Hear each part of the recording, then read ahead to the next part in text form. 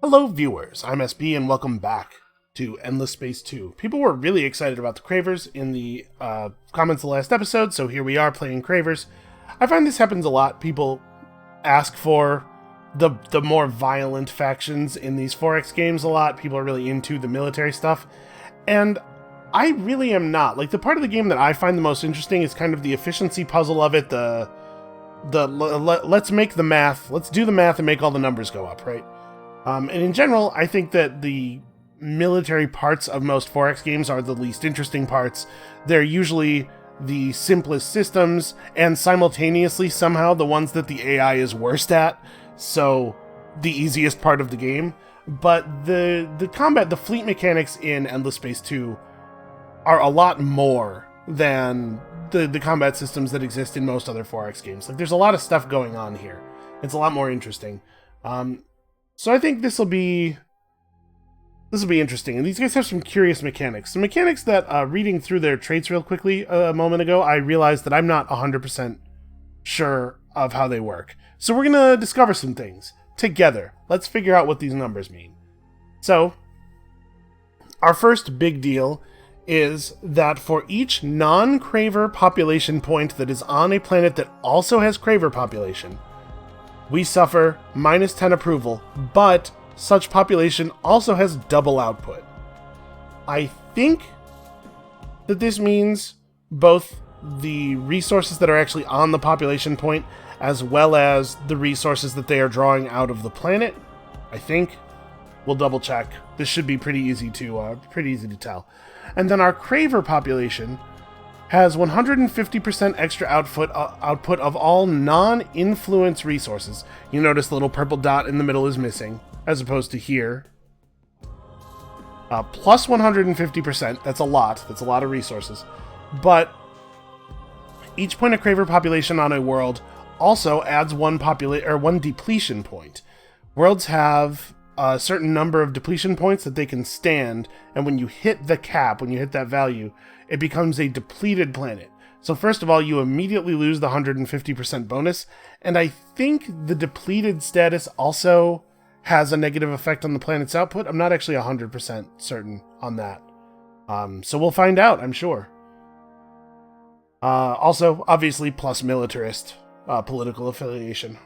We start with a unit of Hiroshims, which is fine. It's an okay population unit, not great. The Big Fleets trait, which gives us 2 extra command points and also reduced upkeep on our ships.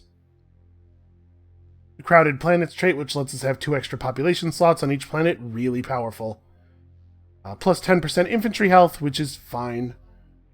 Eternal War. No peace with other factions while there are militarists within the leading political parties. Now, it has peace there in with a capital letter at the beginning, meaning the game entity peace, not like the idea of not being at war. So we're at Cold War with everybody, and we can't go up to peace or anything higher than peace like alliance.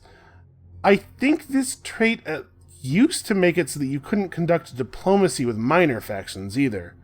That's kind of what I was getting at with that capital P peace. It doesn't say that anymore. Maybe it got rebalanced, or maybe it still functions that way and it's just not in the text. Alright, we'll find out, I guess. And we start with xenolinguistics, which is great because xenolinguistics is an incredibly important early game tech. And N-Wave fusion, which is less great because N-Wave fusion's a lot less good. Chain gang program is kind of a bummer in the early game where your population is really valuable and you're still getting your engine going. So I don't know. This is a bad tech for the early part of the game. We start on a planet that has extra dust and science output because it was an endless laboratory. That makes sense. We start as an autocracy. Only the major population can vote. Anarchy cannot happen. Changing government type is impossible. And of course, the militarists are in charge.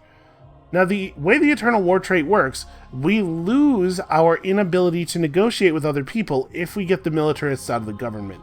So I'm pretty curious about, I wonder how feasible it is to guide the Cravers in a more peaceful direction.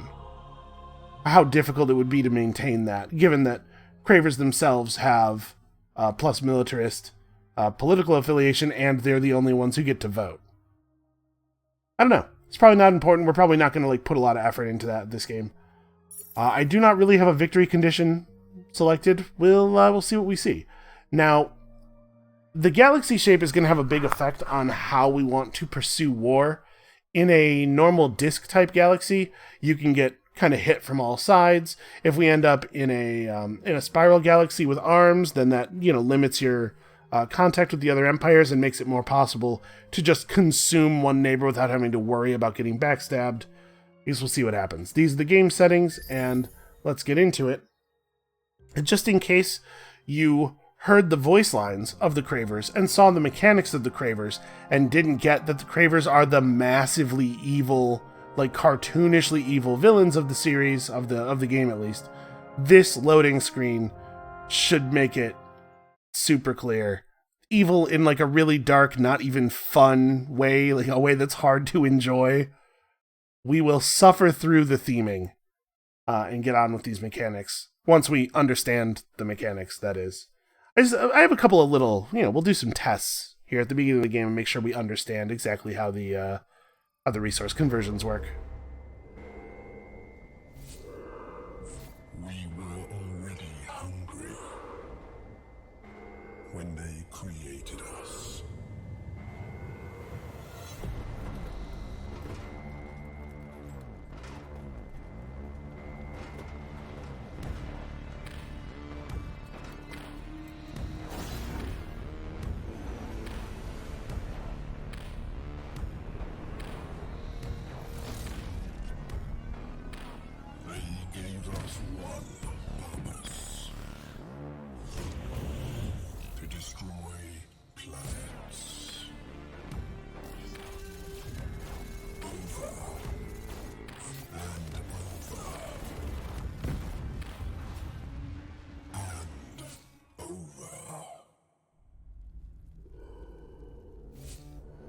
Even abandoned by our masters, our hunger still remains.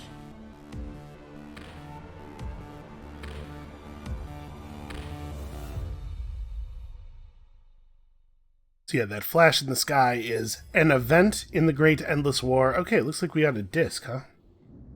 We haven't played disc in a while. This used to be all I played, so this will be interesting. The amount that we can war is going to be somewhat dependent on our position, and the way we treat our neighbors similarly, somewhat dependent on position. So that explosion you saw in the sky there, that event, was a thing that happened during the Endless War that effectively seems to have obliterated the Endless. That's why they're not around anymore for us to talk to or repeatedly raid for technology.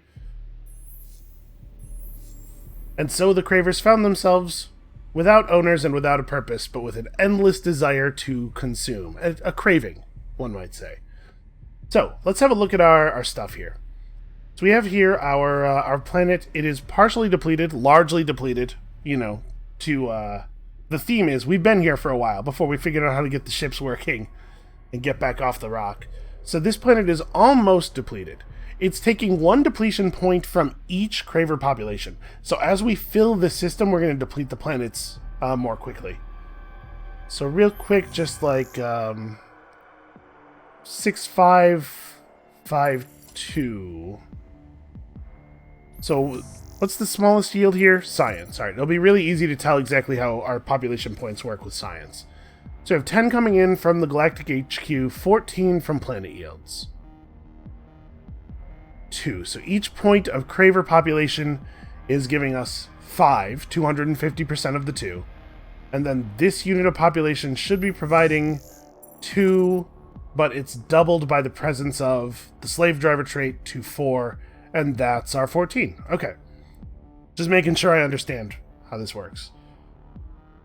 So we should definitely build drone networks. We have access to Xeno-industrial infrastructure right away, and we should probably take advantage of it. Now you'll notice our homeworld is not temperate. It is usually the case that the Xeno-industrial infrastructure is a little better than this on the homeworld. A lot of factions start on temperate worlds, and of the factions that don't, some of them have Xeno-industrial infrastructure modified, like Sofon start on a cold world, but their version of this also gives industry from cold worlds, I believe.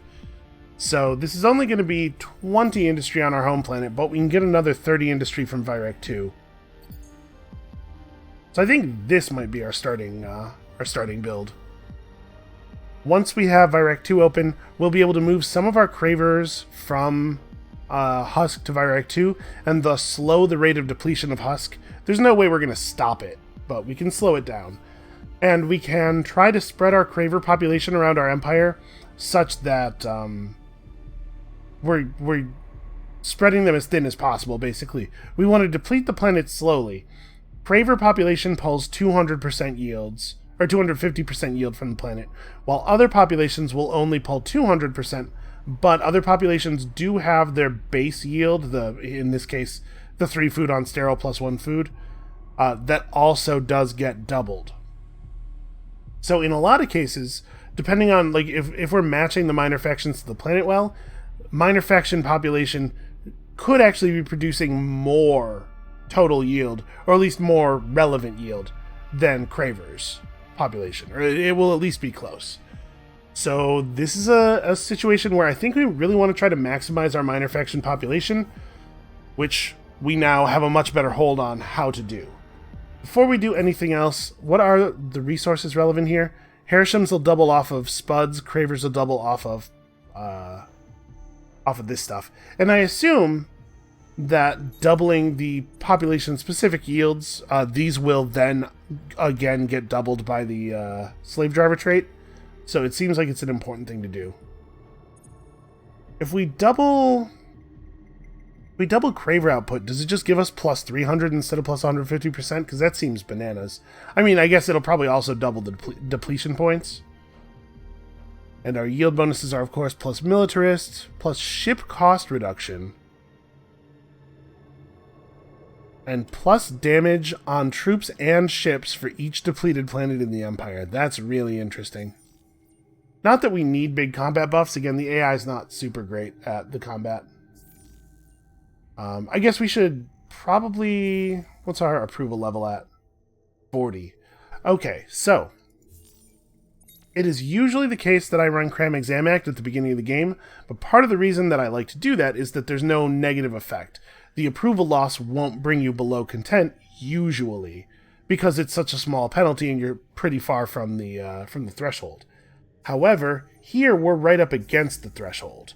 I believe 35 or 40% is the bottom of content, I think. So we will lose... We'll lose 15% science, which isn't really that much, and we'll gain 9%. We'll gain 9 science, 9 flat science. So actually, this is still totally worth doing. What were we at? 24? Yeah, it's less positive than usual, but it's still positive. So it goes from 24 to 45. I was expecting a gain of 9 and a loss of like 3. Why did we gain so much science?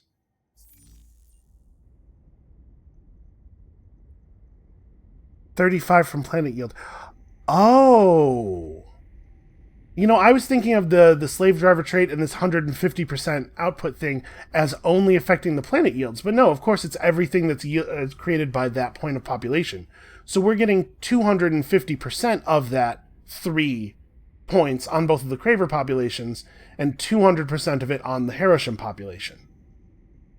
Because those are points of resources that are being produced by the population because they have this per population symbol.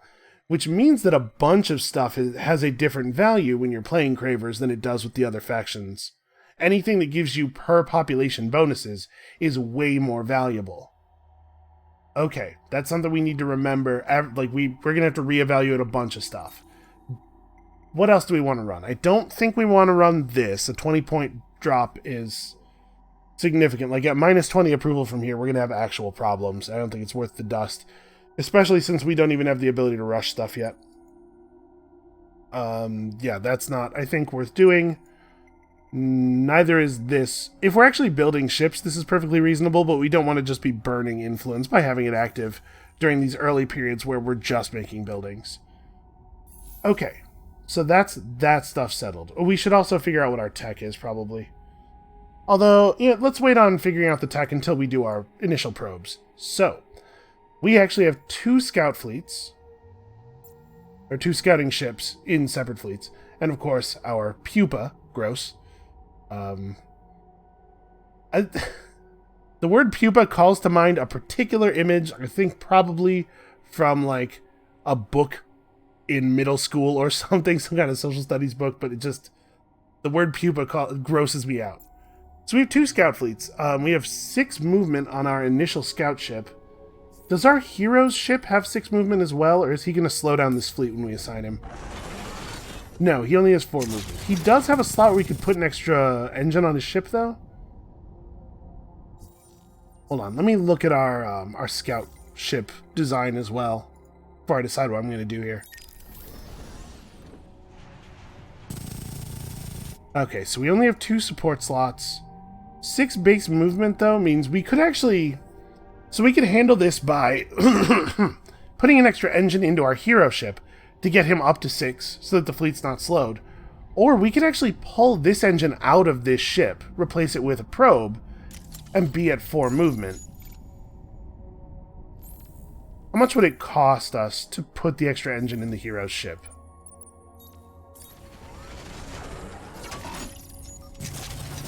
That is a 50 cost upgrade.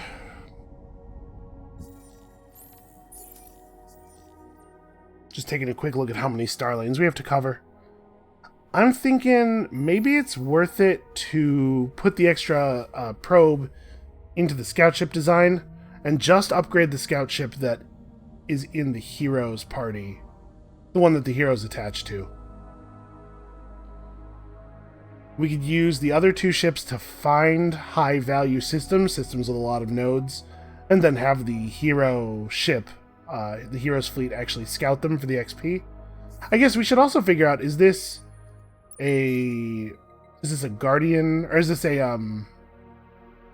I was looking at the word guardian while speaking. Is this an administrator, or is this an admiral? So plus 20% damage on ship, plus 1 influence per citizen. He's a guardian, of course, so lots of really good fleet skills there, although guardians do also have a very powerful governor skill here.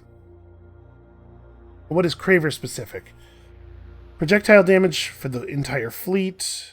That's alright there. Plus influence, plus fleet health, to go along with the plus fleet health from Guardian. Plus hull plating penetration for your projectile weapons, so that it sort of doesn't even matter if the enemies tack against you correctly. And eventually a big governor skill. Man, plus 8 depletion points per turn, huh? That's very interesting.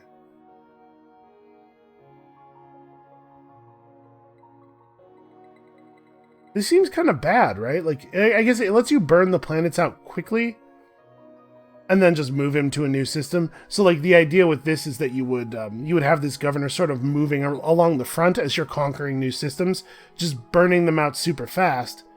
So you're getting a greater per turn resource yield, but for a much, much shorter period of time. I don't know. Doesn't seem great. I kind of think we want this guy to be an admiral.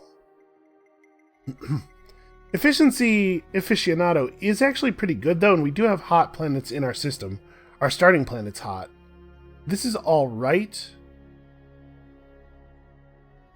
And this is a great skill.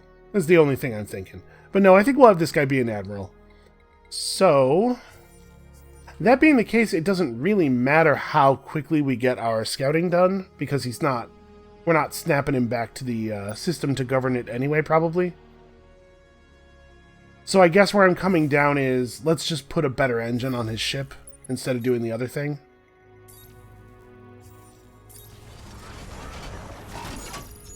We will scout the universe more quickly, not because we want to get curiosities more quickly, in which case I think the extra probes might actually be the right call, but because we need to figure out where the other players are, we need to secure our borders, and then we need to start stealing stuff. Through violence, you know. So let's put him in here with the first crushing horde, and they're the guys who get to scout the initial curiosities. So we have Discovered, Hyperium, and Dark Glitter. Not the appropriate resource for either of our faction types, although we do have access to Blue Cap Mold here. So that's something. We gotta get that planet. It's a snow planet. It also has... Oh, it's also irradiated. That sucks. And this has... Man, what a crummy home system. This one's immediately colonizable, but it sure is a bummer. Well, we need it for the strategics. Yeah, okay. Not the greatest start I've ever seen. Let's have a look around.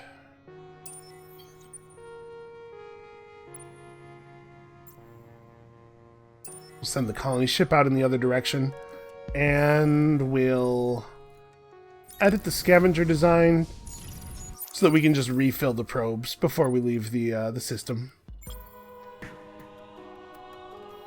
Okay, so we'll make some decisions about where he's going after we've seen what these ships will see next turn.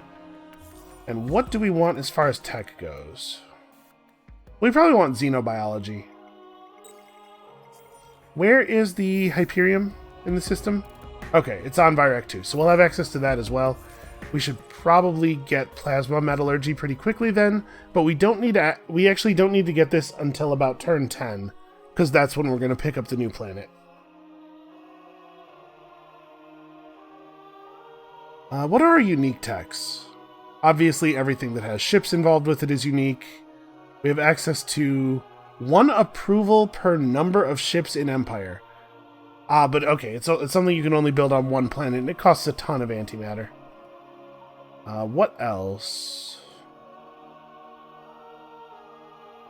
Looks like these buildings are the same for us as they are for everybody else. These notifications are just because, you know, it affects our ships. And what else? We have a unique version of this tech. Okay, we have a better manpower modules. A unique version of this tech, which gives us... Carapace Swarm is better. I think this is normally plus 100 manpower deployment limit, maybe? Oh, the upkeep reduction is definitely unique. It usually gives 3 command points, but it also gives additional upkeep reduction.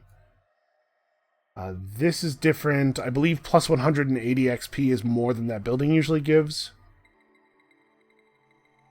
Okay, so, I mean, like, none of this stuff is, like, hugely noteworthy. No unique economic tax and no unique science, I'm assuming. Yeah. Alright. Well, you know, killing stuff is what we do. Anyway, I think these researches are fine to start with, for now.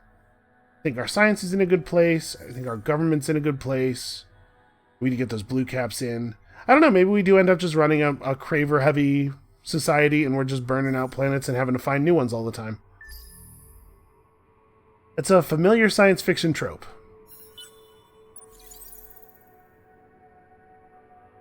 Okay, what have we over here on Gonos?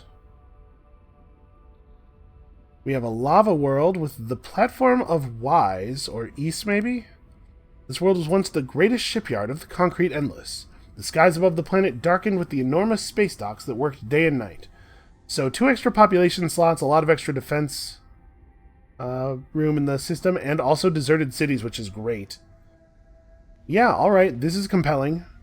There's a colonizable planet here already.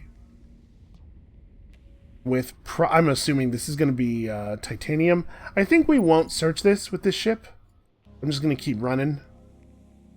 We'll have these guys come out and search because, yeah, there's nothing out here to search anyway. Although, you know what? No, I'm going to have this scout fleet go this way because there's a branch here, and also because any curiosities that are in this direction will just go unexplored if I run this scout ship over here to take maximum advantage of the available XP, which is what I was thinking of doing.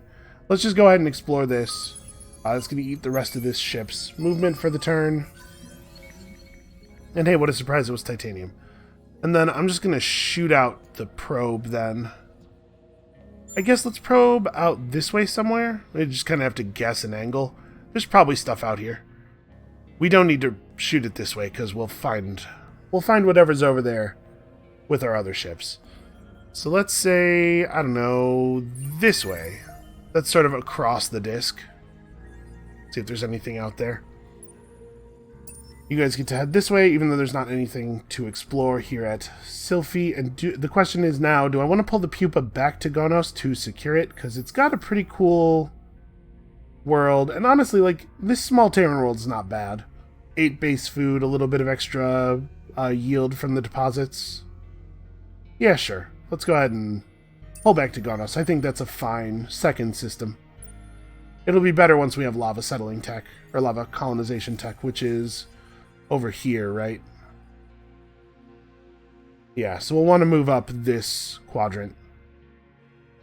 Be the first to produce 100 dust in a star system. We're not going to get this, by the way. The AI always gets that one. We'll know what this deed is in 2 turns. Okay.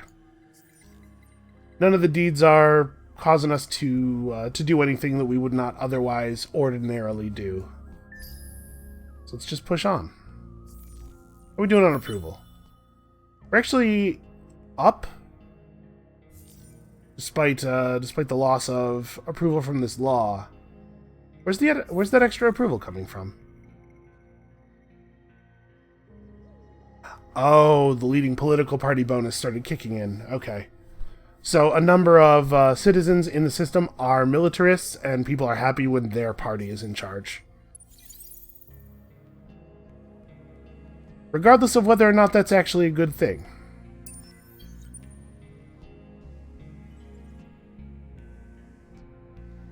People will pick teams and adhere to them to a ridiculous degree over almost anything.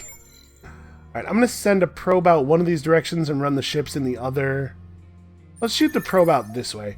The reason I want to do it like that is that this probe will probably get to the end of the star lane and keep going, and it'll be going into the center. We're more likely to see stuff beyond the edge of the star lane that way.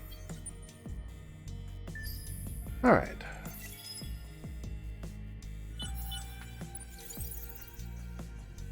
So Tylus, there's a curiosity but no settleable planets. What do we have out here exactly? Arctic, and barren. You know, space is a cold place. Lumba has a temperate gas planet, which is huge dust output, and Arctic. Not really great.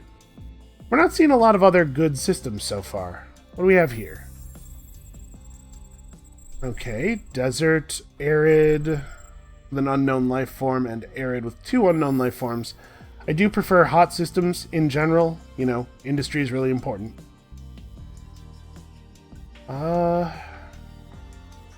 Yeah, no new decisions to make. I think this is still the right thing. We can see this deed now, and it is have 8 planets colonized. There's no way that's us. It's alright, the reward's not actually very good.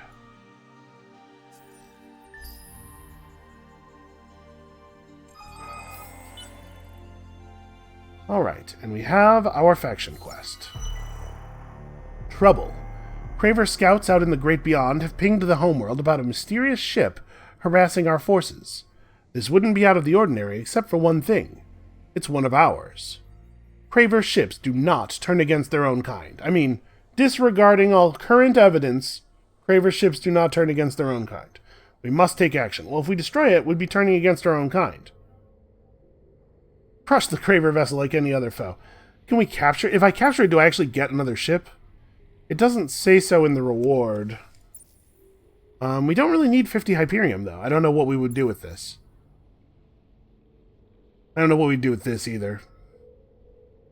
Killing a Craver, even a hostile one, is a blow against the Hive. Yeah, like, this is more consistent with the plot, I guess. Like, this is thematically appropriate. And also, maybe we actually will get the ship. I know it's not in the rewards, but... So set up a fleet in guard mode to intercept the vessel when it arrives in system. I want to do this. Let's go this way. So the thing is right here. Oh, it's a medium. Huh. Then we probably don't get it then. They're probably not just going to give me a free medium ship early in the game. Alright, let's see what this is. Oh, it's something positive. Okay, a mineral-rich world and also 50 science. That was a pretty good node. Alright, we're definitely going for fleet stuff with him. I think fleet health is better than projectile damage early on, because I don't know for sure that we'll be using projectiles. Early in the game, you're kind of at the mercy of, like, whatever weapons you find. So... oh. Okay, apparently that thing shot over here. It's moving really quickly, and it's moving directly toward us. So let's just sit here in guard mode and intercept it. I guess we might have to fight it, which we're not outfitted to do. Well, you know what? It said just intercept it. We'll complete this part of the quest, and then if we have to fight it, you know, we'll worry about that later, I guess. Alright, what do we want to search here? We have life form, and life form. Yeah, okay. Doesn't really matter, we're going to get them all, so let's just do this one first. It was a red sang deposit. Okay, red sang is useful. If used in a development booster, it gives you a big flat food boost. So actually, I like this one as an early level 2. What is it? What do you have to do to be able to colonize arid worlds? We might want to pick this up. It's at PEV scale accelerators. Okay. Okay, we might do that after we finish plasma metallurgy.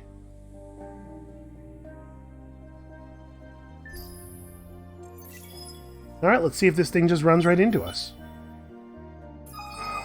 Okay, it sure did. The Craver vessel attempts to battle through your blockade, but your forces remain resolute. After days of protracted combat, it finally runs out of power, and your force is bored. To be clear, my forces were a scout ship and a hero ship with default armament, and it was a medium vessel, but somehow it's unable to battle through that quote-unquote blockade. The Craver boarding raiders returned with a strange look in their eyes. Dust from inside of the ship has entered their carapaces, but its effects are unusual. Their sinewy muscles glow faintly with a golden shine, and they move a little slower than they should. As a precautionary measure, you relieve the raiding party from duty, send them to the the communal gardens for rest.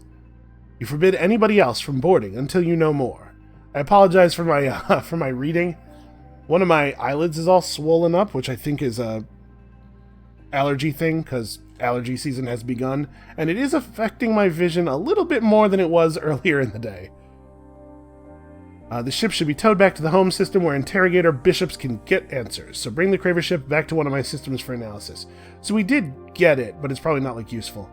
Once in your home system, use the fleet action disband. Okay. And we'll get to the Hive Hall. No upkeep costs for assigned heroes in this system. Wow, that is a high industry cost for a benefit that is basically nothing? Like, the upkeep cost for heroes is just a small amount of dust. This seems like a terrible building, but I bet we're going to have to build it for the next step of the quest. That's probably what's going on here. Alright, well, bring the Craver ship back home. It is really fast, so I think it'll make it pretty quickly. Let's search another one of these nodes.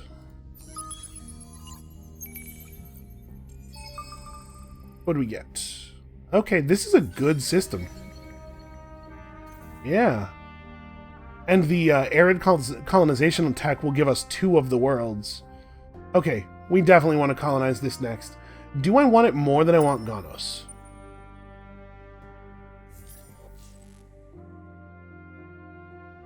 Also, you know, I'm not actually clear on how much cost you get off of a tech for researching one of its facilitating techs. Would it be worth it to pick up rare earth foams first? I guess we can see right here, because we have this, right?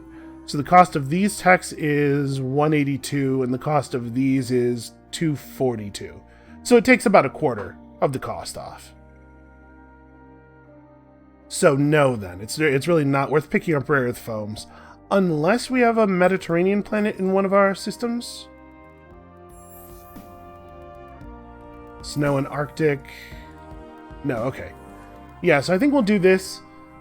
And I think I'm going to run this ship up to Zane's. We'll arrive just before the colonization tech is good. And we'll pick up this. I think this is a better system than Ganos is. And we will get Gonos. So these probably connect through. I'm just going to fire off a probe in this direction and then head for Tylus, where I know there are curiosities. At least one? Yeah, one. Okay, I'm pretty happy with how things are going so far. You're just waiting there until we can finish searching it.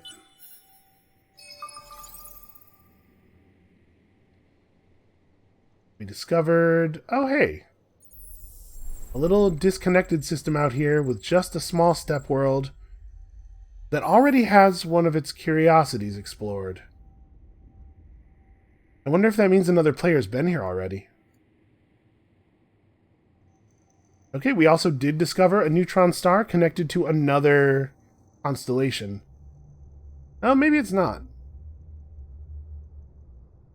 Yeah, that might still be our constellation. It doesn't have a title box, so... Oh, right, you only generate a probe every 2 turns. Okay, so this thing's here. Let's disband it back into the hangar to move the quest forward. Your bishops report the ship is Craver, but of an ancient and strange design. Regardless of its age and configuration, the power of the virtual endless crawls in every bit of circuitry, every inch of the hull. And in the ship's hold, you find an exoskeleton that was once inhabited by a virtual endless. Bringing the exoskeleton down to the surface, your bishops integrate the virtual technology into your factories. Your drones work faster and harder with the whispers of their ancient masters once more in their ears. Something is out there, calling to them. The virtual's ancient body hangs in the ruins of the homeworld, chains stretching out from its body to the high ceilings of what other species might say resembles a cathedral.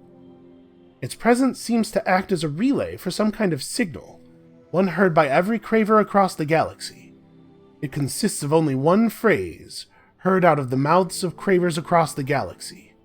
Return to the nest, little wasps. You must track this signal to its source. So we can obtain 2 systems that will be marked, or we can build the synchronous hive in one of your systems to restore the virtual consciousness. So this will give us a special building to build, and as a reward we will receive a hero, a virtual endless hero. That's his race. Well, that's certainly interesting. So this is sort of like becoming a cult to the virtual endless path, all this religious stuff. It's certainly a neat idea. What's the reward from this? A really good defense module. I kind of want to follow this path. Yeah, let's do this. To track the signal to its source, the priority should be fully restoring the virtual consciousness. A specialist operation will need to be assembled, overseen by the right bishops. So now we just have this ship. We just have an extra intruder. It's unbelievably fast. We don't have the design, so we can't mess with it. Well, let's catch it up with... There's no reason for it not to just be hanging out with the hero, right? For now, at least. It'll catch up. Can't get it. There we go. Couldn't quite get it to select there. Alright, you're still chilling for a turn. Yeah, we're still on track with everything. We haven't met any miners or anything yet. I think if we did, we would try to take their planets by force. You know, with a medium ship, that's actually way more feasible. It's actually completely full of manpower, so... Seems very doable. Yep, and it'll just meet us at Tylus. Man, that thing is fast.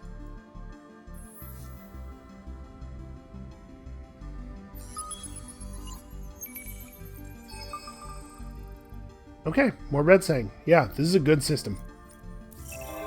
So yeah, somebody else got the 100 dust thing. That's very difficult to get. I suppose the thing to do is to explore this way. Into the unknown. And once we have Virak, we can move our Craver population around to decrease the rate of depletion on Husk. Although, that said, you know, this is not a great planet. I don't know what we'll do. But we should definitely pick this up at the very least for the extra industry and science that it'll give us from our buildings. So the synchronous hive requires quite a bit of Hyperium and Titanium, but it also gives a lot of approval and a good boost to our early influence. It's tough to generate influence in the early game. So I'm excited about this. Obviously, it'll be a little while before we can build it. Okay, we'll make this stuff happen. I guess this is actually going to be 50 science. So this is a higher priority. Also, I guess we might want to build another colony ship to start settling Gonos as well. But we want to wait until Zane's is an actual colony rather than just an outpost before we do that, I think. Because we don't want to be drawing so much food off of Virak. Virak does need to be able to continue to grow. Okay, Virgo has some stuff worth searching. Let's just merge you guys up, which we can do. We can actually get a couple more ships into this fleet. And if we had even one more combat point in this fleet, we would have access to 2 flotillas in combat, which will mean a morale bonus, extra damage, more effectiveness, basically. I hadn't really thought about that part of the benefit of having 2 extra early command points. But yeah, having another flotilla available immediately is pretty cool.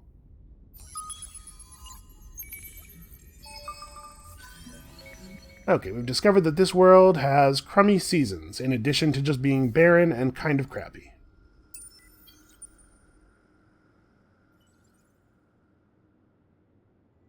Alright, I feel like things are going pretty well here.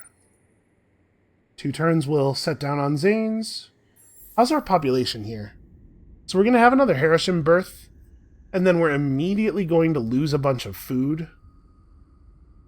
You know, after we pick up PEV scale accelerators, we probably actually want to get planetary landscaping.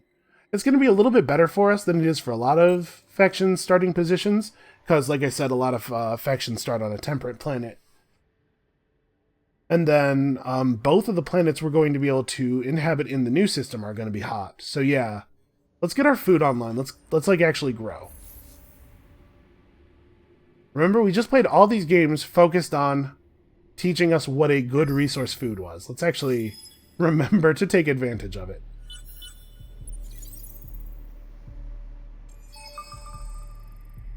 Okay, dead end. That's a shame.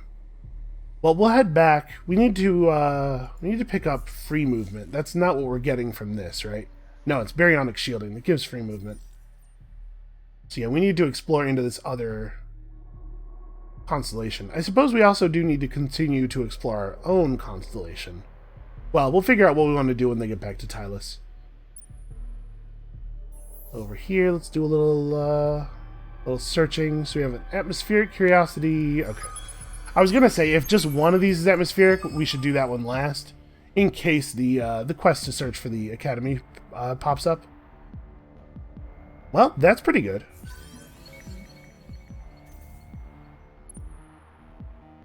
Alright, you just stay right there. And we have the other planet. So yields are pretty different. A lot of science and a lot of food on this one. We have some important stuff we have to get built, so I think I'm going to shove you back over to here until we finish public-private partnerships, and then we might want to bounce some people over. The extra food is pretty relevant, though. How many people can we move over without affecting the build time? Alright, the second one adds a turn to Cerebral Reality. Alright, let's do this. We're generating a little bit more food this way, right? Yeah, 5 more food. Right, small differences in planet yield are going to be exacerbated, magnified, by the way our population works. It's going to be really important for us to be careful where we put people.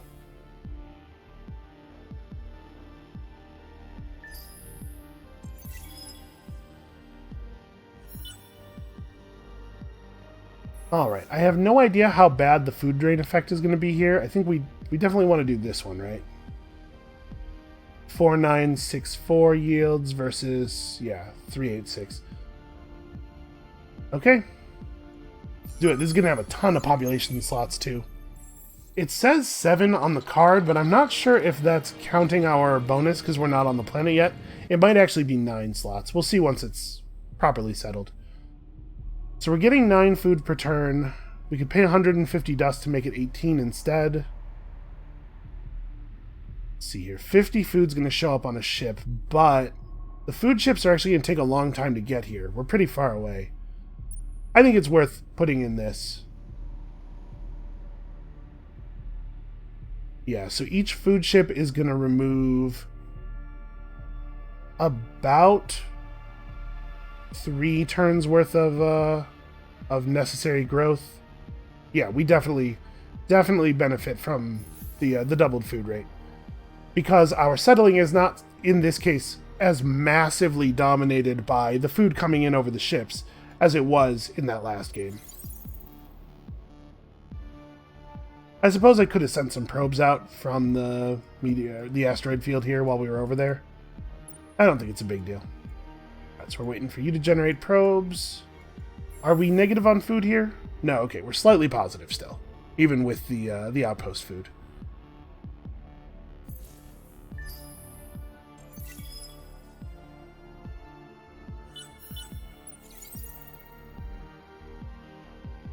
Oh, this has suddenly become a pirate world. Well, that's fixable.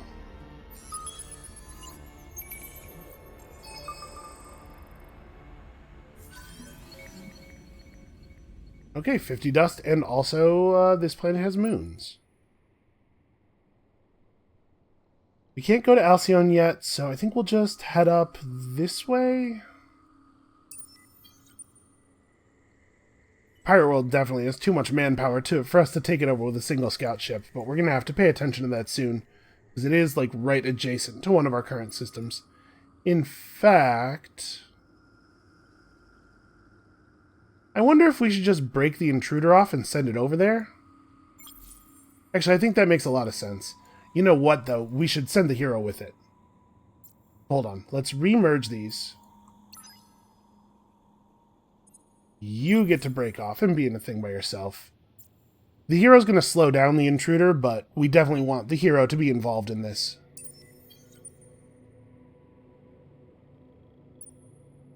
And the scout ship can just send probes out, try to find some stuff. We'll go up that star lane, and then also, I guess, in this direction?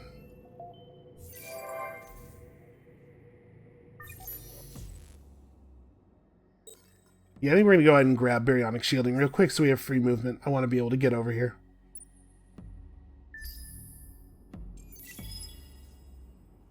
And there is planetary landscaping. So let's get our food going. This planet's almost depleted, and I would kind of like to not run it out right away, just in case there is a significant... Does it say...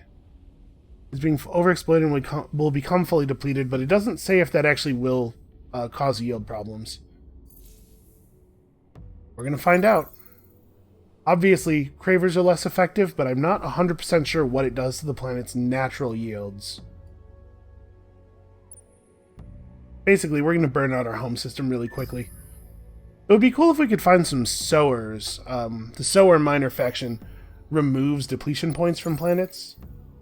And I'm not sure that they would be able to keep up with the rate at which we deplete stuff, especially since there's going to almost always be way more Cravers than sowers, but they could help at least.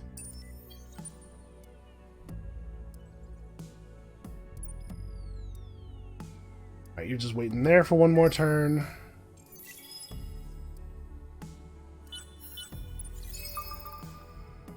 Oh hey, we encountered a neighbor. It says we encountered a neighbor. In the name of the... Oh, we saw their ship over here briefly. We must have passed it. And they searched the curiosity on Elma and determined that it was something really valuable. That's good information for us. We just got the ability to see some new curiosities, so subterranean... A life form is more likely to be loot. It's more likely to be like a point of population for our other systems. Nope, it was a bunch of potatoes. Well, that's fine too, I guess.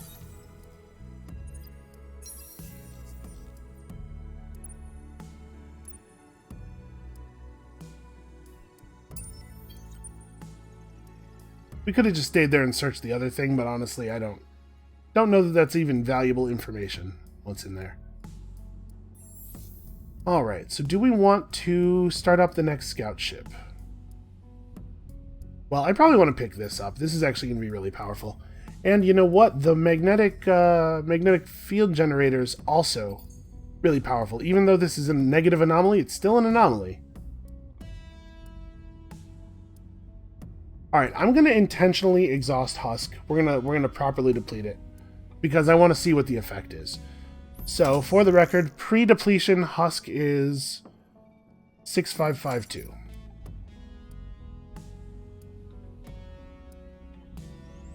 Yeah, so I don't know that I want to make any more changes here. Another curiosity that we just discovered, which means it's likely to be an advanced resource, and it's on one of the worlds we're going to be able to take over. Man, Zane seems like a very good system. We got pretty lucky here. Alright, so what's next? We do still want to work toward lava worlds. Virac would really benefit from us being able to colonize snow and Arctic. Snow in particular, not that we want to actually be on this world, but we do want to start pulling in the luxuries.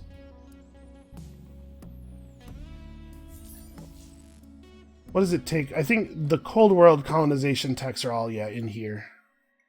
Well, we could pick up eukaryotic sap. Just +5 approval on all planets. That's probably worth doing.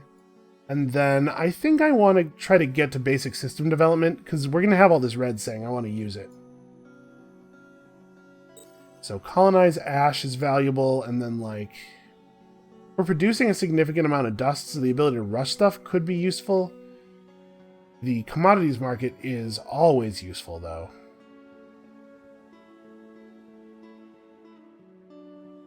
You know what?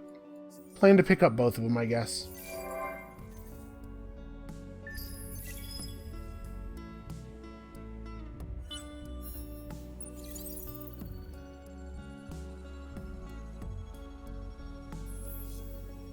Alright, what do we have here? That's a pretty good system. Or a pretty good planet, at least. And we've discovered some advanced shielding, that's whatever. And we've revealed all of the hidden nodes near the constellation, which is... Really, I guess it's just that, which we had already revealed. Yeah, not amazing.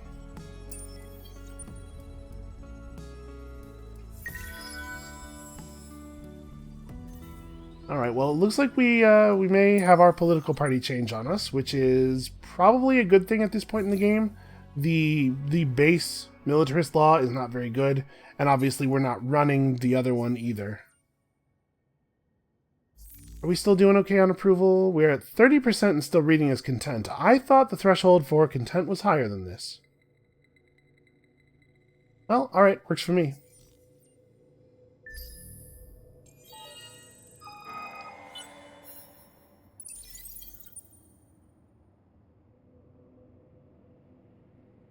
Alright, so we're bringing in 3 per turn of each of those resources. We are well on our way to building the hive, the synchronous hive.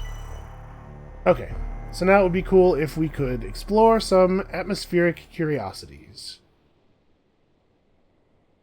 Provided that we could find some at this point in the game that we haven't yet searched.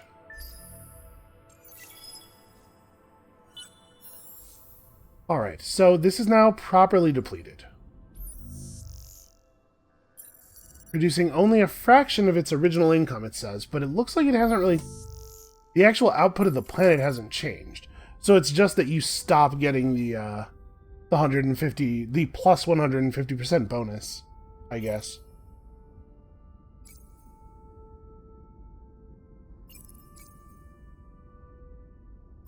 Yeah, I mean, which means it's going to be right to move everybody over to here. We want these guys to be near the Cravers so that we're getting the double yields.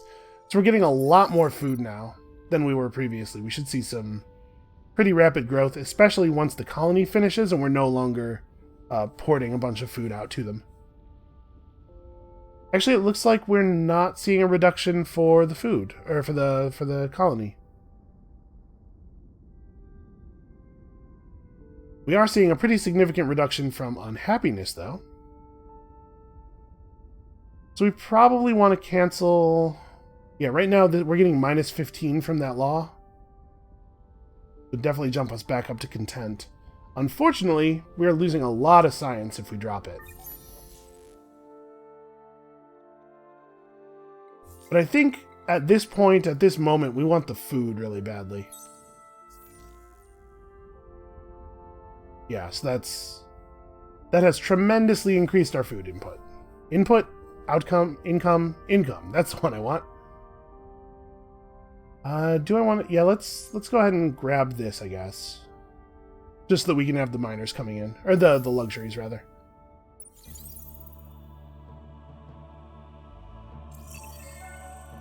Alright, we're well on our way to dealing with them. Is this... one of our favorite fish in this galactic... Apparently they're not really familiar with us. They think that friendship is a possibility.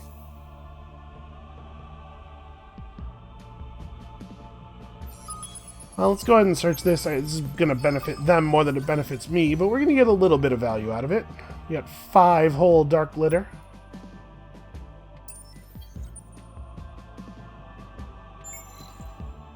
Actually, let's probe this way. I don't actually want to go this way. Maybe I do. You know what? I kind of assumed that their empire would be up here, but, like, you know, it's not a very long path, so I thought... Yeah, maybe they're over here instead. Well, let's go over here and search this. There's only one curiosity. Maybe it will be atmospheric. Not impossible. So we're much less good at building things in Vyrek now, but man, the food output is stellar.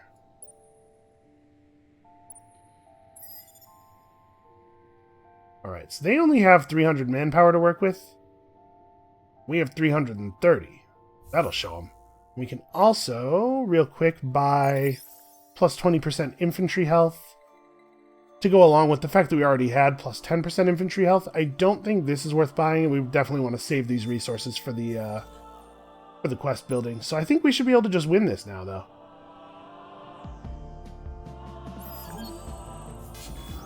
Like, we'll get to do preemptive bombing a bit, so we're going to deal bonus damage to them on top of outnumbering them. It's going to take a few turns, but we'll get them. And we'll get whatever the yield is for winning that battle, which will be nice. Okay, so when this ship arrives, it's going to take... Let's take us down to about 5 turns. And when this ship arrives, we'll be a colony. Maybe even before that, depending on this rate of travel.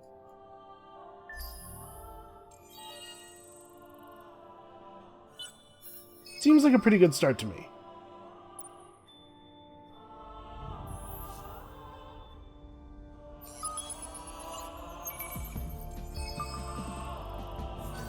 Okay, we got a point of population there. Some Bagaba.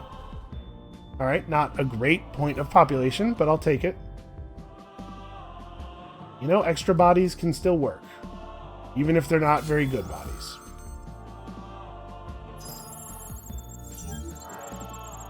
That was easy, and we got 300 dust for it. Yeah, not too bad.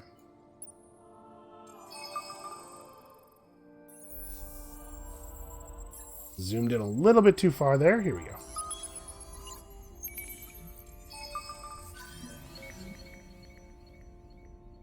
Okay, a module that gives you dust for destroying enemy ships. It's not, like, bad. It's a fine thing to find. It's really hard to find space for these support modules early in the game. Alright, so I was right. The Lumaris homeworld was in this direction. They just skipped a system when settling. Much like I did. We've also discovered some Heroshims. The eternal war trait prevents the building of relations through peaceful means as long as there are militarists within the political parties. Yes, so that is still how that works. Honestly, though, we might shed the militarists in the election.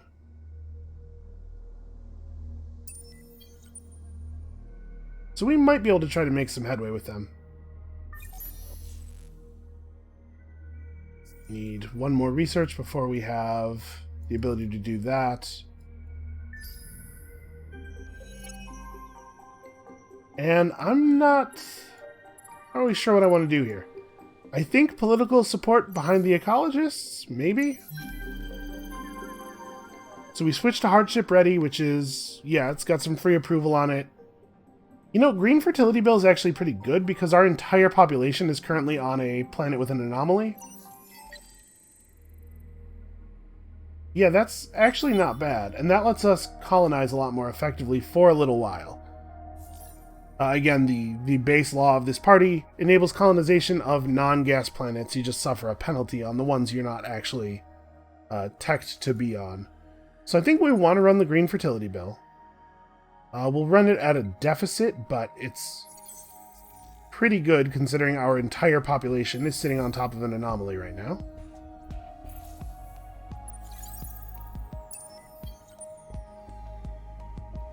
And is there anything else I'd like to run? Full copies is okay, but it's going to put us at way negative, which is going to reduce the amount of time we get to run the other law. We do have more approval now. We could go back to this. We do not really have more approval. Never mind. We're pretty desperately unhappy. How about... if we move these guys off of this planet, we'll immediately gain 20 approval, but... obviously, they will be providing far fewer resources. Let's try this. 22, 162, 78, 181. You know, it's a pretty minor hit. And we actually gained food. Yeah, I'm fine with that. We gained food because we lost the massive food penalty. Yeah, the thing that matters right now is filling the system. More growth.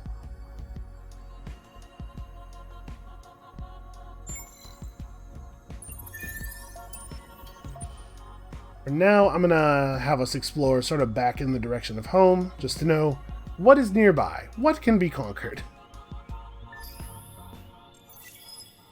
Alright, I want to see the outcome of this election, and then we're probably going to have to stop. Oh no, what am I talking about? The outcome of the election. We did the election already. Just a total brain fart. Fortune smile. Partially owed to the fact that it is 2 a.m. So we saw some Horatio somewhere. Probably one of their ships passed us or passed our probe or something. Well, I think we can probably handle Horatio. He's not really great at building ships. Probably the Lumeris come first, though, because it seems like they're closer if we really did encounter him out here somewhere. So yeah, I think we're working on multi-thread management. We're going to have the ability to do dust buyouts soon, and we actually have the dust necessary to consider rushing like one building on Zane's, which could be big. We don't have the dust right now, but we can have the dust. We have a good basis, and we'll soon have marketplace tech, probably. I might just go right after that next. On the whole, I think this is a pretty good situation. We're moving through our faction quest at a pretty good clip. We got a free medium ship, which is awesome. Our home system is fine, and we found what I think is a pretty decent one. Yeah, that's going to be it for us for today, but I have a good feeling about where this game is headed. So, come back next time to see us probably, honestly, begin to stir some shit up with these Lumeris. And we'll see you then.